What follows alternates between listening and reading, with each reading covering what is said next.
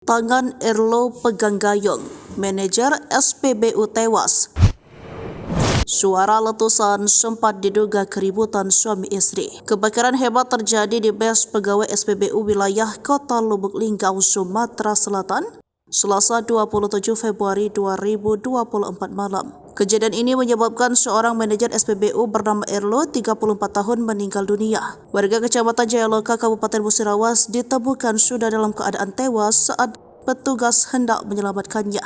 Ketua RT 7 Kelurahan Lubuk Tanjung, Johari, menyampaikan bila dirinya ketika mendapat kebakaran, kabar api sudah dalam keadaan besar. Begitu ia mendatangi lokasi, petugas pemadam kebakaran sudah ramai berdatangan. Di tengah berlangsungnya pemadaman, ada seorang warga melihat dari luar ada kaki keluar dari kamar mandi. Lalu pemadam sempat dihentikan dan langsung petugas mendobrak pintu. Ternyata di dalam ada Erlo yang ditemukan terkapar sudah meninggal dunia di kamar mandi. Meski tubuhnya terlihat menghitam diduga karena api, namun tetap utuh seperti tidak terbakar. Semasa hidupnya Erlo diketahui masih bujangan. Saat ditemukan telah tiada, tangannya masih memegang gayung. Ray, salah satu tetangga korban, mengungkapkan kejadian kebakaran sangat cepat. Mereka melihat api sudah besar dan sempat memanggil-manggil Erlo, namun tak ada jawaban. Ray mengungkapkan api pertama kali dilihat oleh Sela, keponakannya, keluar dari rumah kontrakan Erlo. Awal ada suara seperti letusan dan sempat dikira terjadi pertengkaran antara Sela dan suaminya.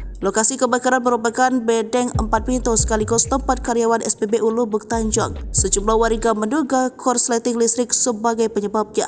Pihak berwenang masih melakukan penyelidikan untuk mengungkap kejadian ini secara detail.